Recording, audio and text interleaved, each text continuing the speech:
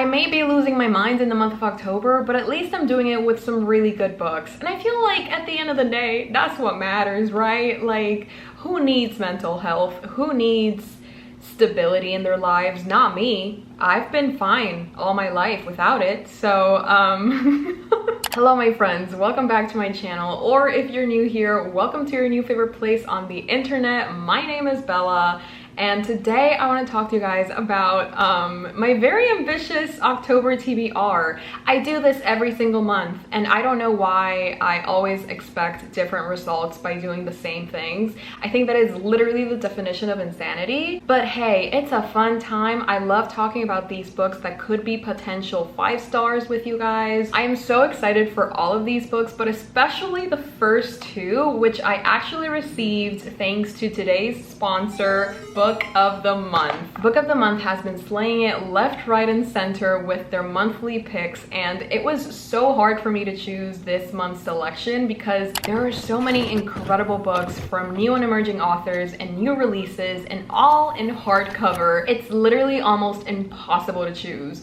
But if you've never heard of Book of the Month before, they are a super popular and fast-growing online book service for readers like you and me. Every month, their team chooses 5 to 7 new and early release titles that you can pick from. They also recently launched curated audiobooks alongside their hardcover options, so you can choose between a hardcover or an audiobook. And as an audiobook lover myself, this is literally the best of both worlds. They also offer the best prices for new release hardcover fiction. Usually you get your first book for $9.99, but in the month of October, you're getting your first hardcover book for only $5 if you use the code SPOOKY. Honestly, that is literally a steal because hardcover books, especially new release ones, are like $15, $20, and Book of the Month is offering $5 plus free shipping.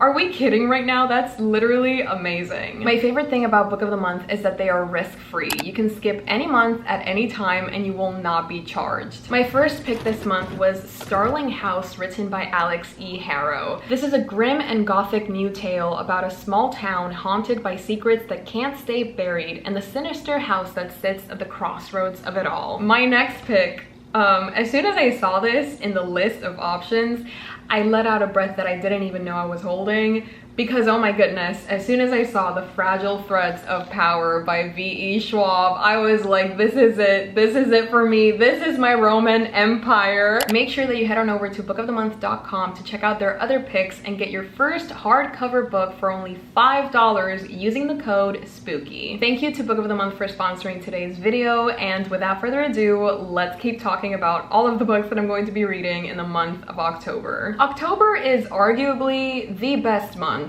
in terms of just like atmosphere, aesthetics, reading material, the movies that you can watch. Nightmare Before Christmas, Corpse Bride, Coraline. It just hits different, you know what I mean? Like, things just hit different in the month of October. And because of that, I want to make the most of this season. So I've tried to select the books that would truly make me feel this spooky season at its best. I have a selection of spooky books, atmospheric books, horrific books, terrorizing books. The very first book that I want to talk to you guys about is Vampires of El Norte, written by Isabella D01-120696. This is actually my Patreon buddy read of the month, which means that I'm going to be reading it with my premium simpers. There's going to be a reading vlog about it.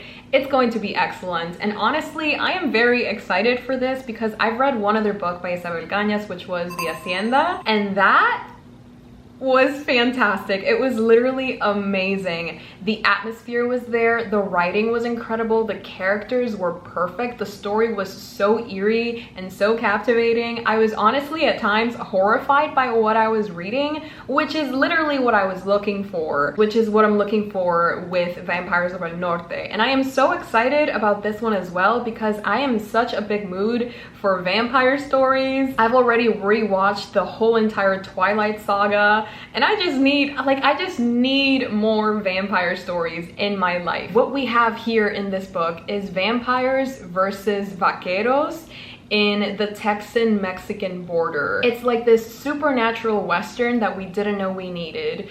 And like just saying it, it sounds like, it just sounds insane. Like who would come up with this? But I feel like if there's anyone that could pull this off, it would be Isabel Cañas. And apparently there's like a slow burn, estranged best friends to lovers type of love story, which, hey, give me vampires, give me vaqueros, which is cowboys in English, give me a slow burn type of romance. This just feels like a recipe for success in my opinion. So I'm just extremely excited about this, and I am so happy that I'm going to get to vlog about it and just share it with my premium simpers.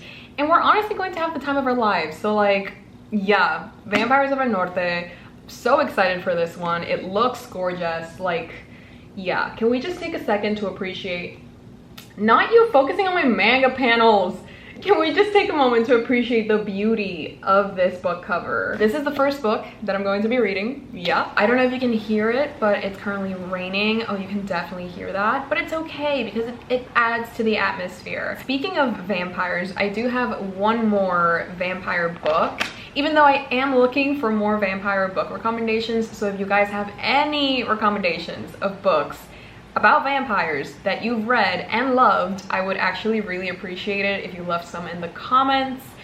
And yeah, but for now, the other vampire book that I have on this month's TBR is The Vampire Lestat, written by Anne Rice. This is the second book in the Vampire Chronicles, and this series is literally like 15 or 12 books long. I'm not really planning on reading the entire Chronicles, but I have heard that book 2 is actually one of the best, and apparently everybody seems to love Vampire Lestat. I think he's a prince, and he is in book 1, which is Interview with the Vampire. Yes, this is a vampire book, but it's also just a lot more introspective, and I love how Anne Rice discusses human emotions, even though these people aren't humans anymore, but there's like this little bit of humanity left in them, and the way that they explore the loss of that and how that affects them and how that changes them. It changes their personality, it changes their morals. They start to question what's right and what's wrong. And there were just a lot of different themes and subjects that were explored in the first book that I just really, really enjoyed.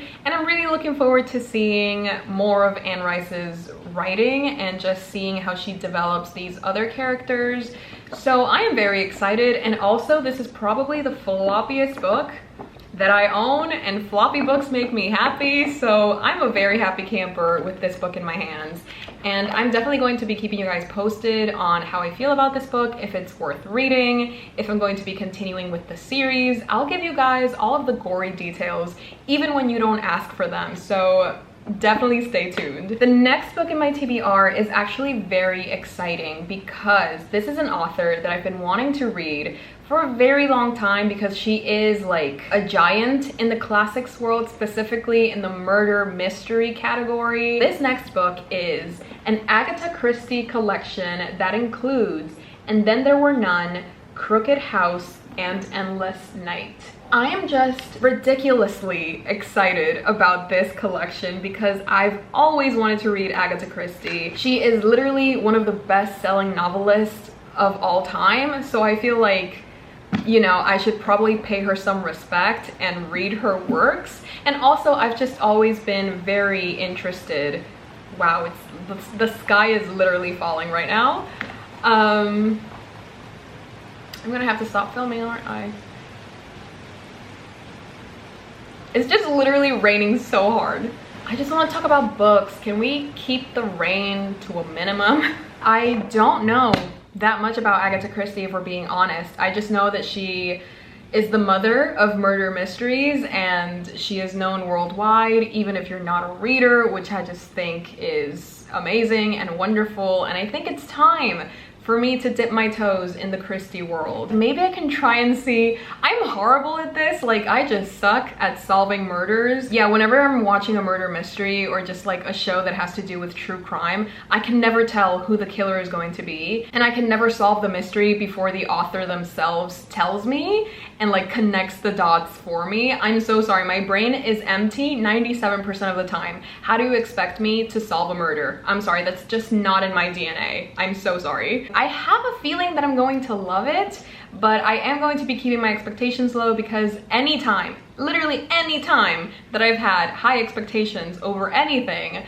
I've been let down. So I'm entering my pessimistic era. Actually, I've been in my pessimistic era for a while now, but I feel like now I'm fully embracing it and it feels fantastic. There we go, Agatha Christie, wish me luck. If you have any favorite short stories by Agatha Christie, you can also leave them down below and I will definitely be checking them out if I end up enjoying this collection. Speaking of collections, I also have, this is probably, like, not gonna lie, the one that I am most excited for, just because it's been so long since I've read a Junji Ito horror manga and I feel it in my bones. I need it. I need Junji Ito, and I recently got Toons, which is one of his most recent releases. Junji Ito, if you've never heard of him before, welcome to my channel, babes. I hope you enjoy your stay. Junji Ito is the master of horror manga. I don't know how he lives with himself. I don't know how he can have these images in his brain and not want to scream 24/7. But then you see interviews of him and he's literally like the softest human being ever. He just seems so sweet and kind and silly. Like, you could never tell that this is what he's thinking of. And it's just crazy to me that so much darkness and such horrific images can live inside of a man that is so cute and so sweet, and he's always just laughing. We have 1, 2, 3, 4, 5, 6, 7, 8, 9. We have 9 short stories, and the first one, of course, is called Toons. Let me give you an idea of what you can expect, or what we can expect from this collection. What fate awaits a brother and sister after a traffic accident in this town of the dead? In another tale, a girl falls silent, her tongue transformed into a slug. Then, when a young man moves to a new town, he finds the house next door has only a single window. What does his grotesque neighbor want, calling out to him every evening from that lone window? I'm going to be saving this one for a particularly stormy night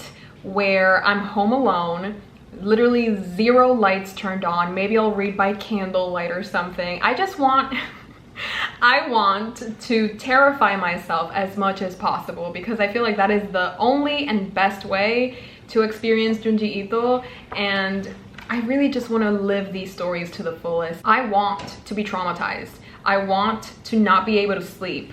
I want to have nightmares. I want to wake up in the middle of the night screaming Bloody Mary. I want to ask for my mommy. I just want all of these feelings. I am so excited. I'm going to stop showing you guys panels, but I'm so excited. I'm so excited because I just know I'm going to love it. Like, this is for sure going to be like 4.5 stars or above. I just know it. I just know it. And I know I said that I was in my pessimistic era and that I was embracing all of that, but I just cannot not have high expectations with Junji Ito because every single time, except for that one time, he has never let me down. This is the only man that has not let me down once in my life, except for that one time. Except for that one time that we do not talk about. This next one, I think a lot of you are going to be very happy to be seeing in my TBR because you've been dying for me to read this one. So many of you think that this is going to be my new favorite book. So many of you have said that I am going to lose my absolute mind reading this book. So yeah, I think it's time to finally put that to the test and see if We Were Villains is truly going to change my life. As you can see, I have started it that one time and I made it to page, what is this? I made it to page, oh, look at the bookmark that I used.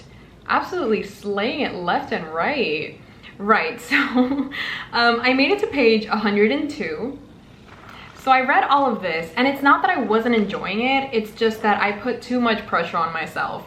Because if you don't know what If We Were Villains is about, we're basically following this group of friends who are really into Shakespeare. They're currently in uni or college, and they're studying to become actors in plays and stuff, specifically Shakespeare. And they're just like very big simps. They're very big Shakespearean simps. The way that they talk to each other is through Shakespearean verses and like sonnets and stuff. And For some reason, when I started reading this book, I decided that every time that they mentioned a sonnet, I would look it up and then I would say where it was from or like what context it was in. And that took so long.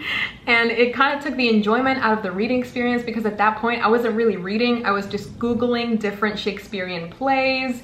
And yeah, it just sucked all of the enjoyment from the reading experience. So I think this time, when I pick it back up again, I am not going to be looking for where that quote comes from or what it means. I'm just gonna read it and be like, cool bro, that's amazing, that's stunning that you know that, but let's move on. Because the actual premise of this book is really interesting. It's this group of friends and they've always been there for each other and they're super pretentious. They think that they're better than everybody else, and maybe they are, but you know, you can be a little bit humble. You know, it wouldn't hurt to not constantly remind people of your power over them, I guess. The thing is that this friend group is slowly falling apart due to jealousies and difference of opinions. Just like a lot of beef starts to build up between them, and they don't have healthy communication skills, so they end up killing one.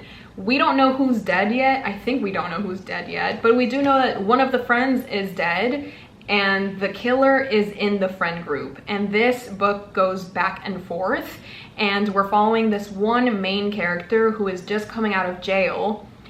But apparently he wasn't the one who did it, he was just framed. So we're kind of like recounting our steps, kind of like taking it back to the past and just seeing how did they end up that way? Like, why did it have to lead to murder? Why couldn't we just talk things through? There's also a romance involved. There's like very different personalities just clashing over and over again. And I will say that the writing is gorgeous. From what I could gather from the 100 pages that I read, I was really digging the writing because it's dark academia all in one. Everything I love about the dark academia aesthetic, it's here. By this point, I was intrigued, but I wasn't like losing my mind over this story. I did do like a quick little, I don't remember who the characters are, but I was flipping through my annotations and apparently I did like a ranking of the players. I don't know who these people are anymore, but that's who I used to like, I guess. There were 7 of us then, 7 bright young things with white precious futures ahead of us.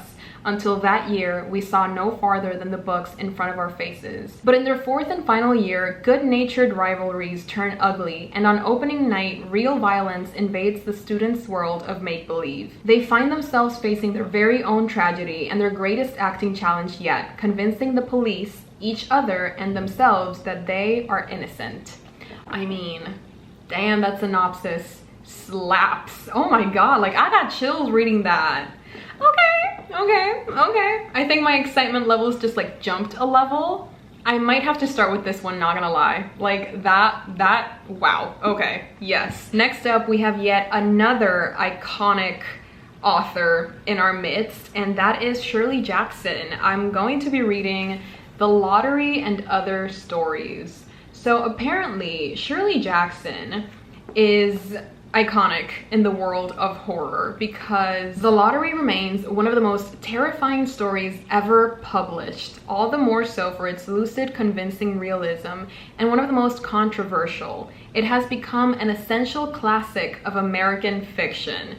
This selection of Jackson's stories, the only collection to be published during her lifetime, showcases a true master at the height of her haunting powers. I mean, that's kind of a bold claim to say it's one of the most terrifying stories ever published.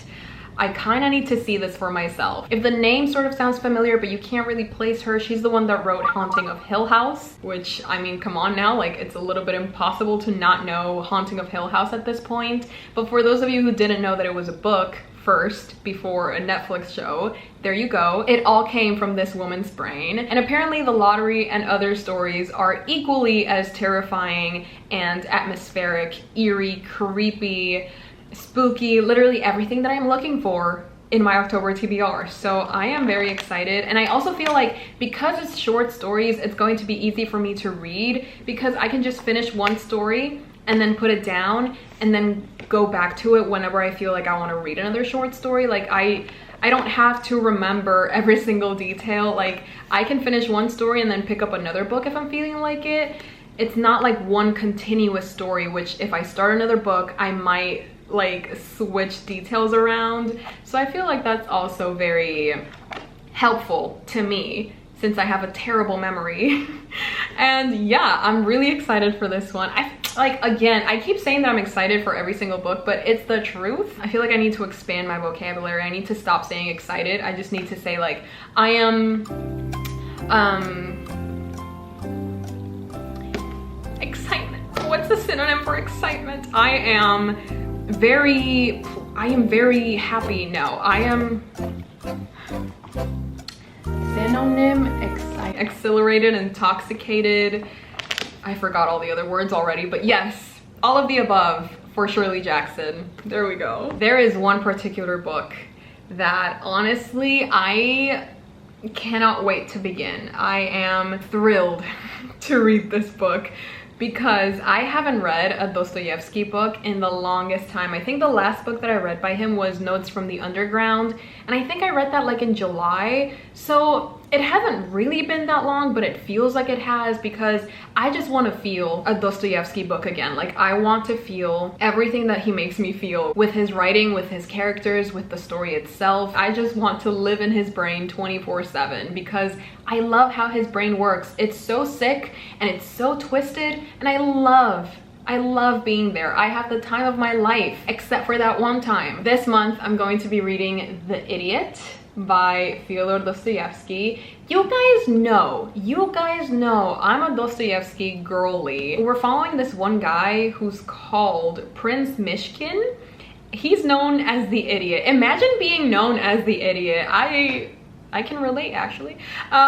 He comes back from a sanatorium. So right from the get-go, we know he's been through it. That's great. That's good to know. Very relatable. But the thing is, apparently he gets utterly infatuated with somebody, and then he soon finds himself caught up in a love triangle and drawn into a web of blackmail, betrayal, and finally murder. I don't know what it is with Dostoyevsky and murder, but I feel like that's his safe space. You know what I mean? Like every single book that I've read, I think, includes murder. I don't know if Notes from the Underground has murder, but I mean, close enough, I guess. Dostoyevsky truly loves murder, but I feel like it's not just for the sake of having a dead body. It's more so to explore the psychological damage that an action like that has on a human being. Like, what are the repercussions of ending a life? How does that affect a person? And how does that effect change depending on the type of person that you are? I don't know. I feel like I love demented characters. I love characters that do the absolute worst, but they're written in a way that you can't just hate them because they're not the bad things that they've done. There's so much more than that, and Dostoyevsky does such a wonderful job at showing us that a human is just more than his mistakes. I could go on and on about Dostoyevsky, you have no idea. The point is, it's been absolutely way too long since I last read a Dostoyevsky novel, so I am so ready to read The Idiot and probably once again have very problematic emotions towards it because I'm probably going to be relating to a murderer. I'm probably going to be like, if I were in his shoes, I would have done it too. In Prince Mishkin, Dostoyevsky portrays the purity of a truly beautiful soul and explores the perils that innocence and goodness face in a corrupt world. How can you read that and not want to pick it up immediately? You know what I mean? So I'm just so stupidly excited about this book. The next book that I want to try and read in the month of October is The Last Word, written by Taylor Adams. I don't have a physical copy. I only have it, what's that word, on audiobook. And I really want to read this one because it feels like something that could happen to me. And it's this thriller mystery, a horrifying concept, honestly. It's about this girl that reads a murder mystery, or she just reads like this thriller book, and she doesn't like it. She gives it a 1-star review on Goodreads. Apparently she writes like a really scathing review, and the author reads it and they get into it and they start fighting. They start some beef online, and then like things start happening around the girl that wrote the review. Like somebody breaks into her home, things are stolen from her, but she has like no idea what's happening. And she starts thinking like, you know, because of the beef that she has online and she lives a pretty secluded life, the only possible conclusion that she can get to is that the author traced where she lived and now he's stalking her and possibly planning a murder, since that's what all of his books are about. He literally writes about stalking and murdering women. And now it's kind of happening to her, and it's terrifying and it's crazy, and it's like, girl, what if that happened to me? Like, I've given books 1-star reviews. Like, what if that happens to me? So I feel like reading that book would be a really interesting experience. And I say interesting, but I actually mean like a horrifying experience, because I can put myself in this girl, in this main character's shoes, and be like, oh my god, this could be me. This could be me. If an author ever finds my 1-star review of their book and they decide, I don't like her and I think I should end her life. I don't know, even my fidget ring is fidgeting. I just really want to read this book because I feel like it would be very, I don't know. Apparently I like reading books that put me on edge and make me want to die and make me want to just like, I don't know, lose my absolute mind. What's left of it anyways. So yeah, this is another book that I really want to read. I just know it's going to, I'm going to freak out reading this book because yeah, I hope it freaks me out, honestly. I don't know what it is about me. I don't know what this says about me, that I'm looking for things that make me afraid. Apparently I don't have enough trauma in my life. So yeah, I don't know what this says about me, but I'm having fun and that's all that matters. So like, yes. These are all of the books that I want to try and read in the month of October. Again, I'm just looking for spooky, atmospheric, eerie, creepy, maybe keep me up in the middle of the night, maybe give me a couple of nightmares. Like, I'm not asking for much. I just want to be terrified and traumatized, you know? Maybe I'll have more when you guys leave some recommendations in the comments below. But I am just so excited for October, and I just have so many spooky plans planned. I just feel like you can do so much during spooky season, and I am so excited for all of the plans that I have planned and all of the things that we're going to be doing and all of the Halloween movies and all of the Halloween sweets and treats. I don't know, just like, I'm romanticizing Halloween, I'm romanticizing spooky season, and that is the only way that I'm going to survive the rest of this year. So please let me live. And also please leave your favorite fall slash spooky slash Halloween activity in the comments below. Like, what is your favorite thing to do in the month of October? I would love if we could discuss those things in the comments below, because that truly brings me so much happiness. So there's some little homework for you if you're up to it. Just go to the comment section below and let's talk about our favorite fall activities. Thank you guys so much for watching. I really hope you enjoyed, and if you did, please remember to like, subscribe, and leave a comment. It really helps my channel out, and it helps me know that you guys are enjoying the videos that I'm putting out.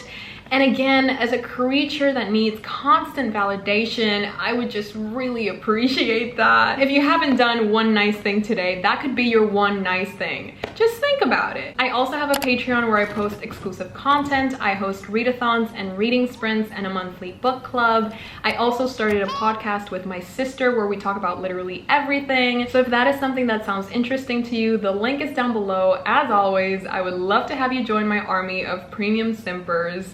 And what else do I say? Oh yeah, if you're still here, you're one of the very lucky few that gets to hear me say that I am so proud of you, and I am so incredibly grateful to have you as part of my community. It would truly not be the same without you, and I just hope that whatever your plans and dreams and wishes for the rest of 2023 are, I hope some of them come true, and even if they don't, I hope you'll have the strength to keep on going, because if your dreams don't come true, at least we'll have each other, and that has to count for something. I really do hope you guys enjoyed this video, and I'm just so excited for spooky season. I really am. I really, really am. So I will talk to you guys on my next video. Bye. Hey Jimmy, you nice. Keep going.